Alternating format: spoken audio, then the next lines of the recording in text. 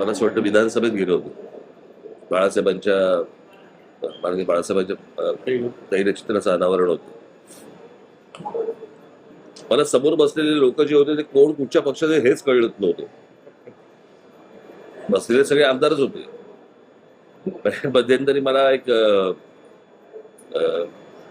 होतं पुण्यात, ते तुमचं नाट्य संमेलन होतं ना, त्या नाट्य संमेलनाला मला काही राष्ट्रवादीचे नगरसेवक मला भेटायला आल्यावर त्यांना मी विचारलं, म्हटलं 5-6 जण होते, आम्ही राष्ट्रवादीचे नगरसेवक.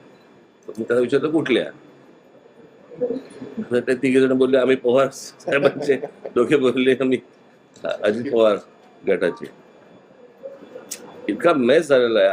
अशा प्रकारचं वातावरण मी कधी महाराष्ट्रामध्ये आजपर्यंत कधी पाहिलं नाही, महाराष्ट्रातील जनतेने कधी पाहिलं नाही.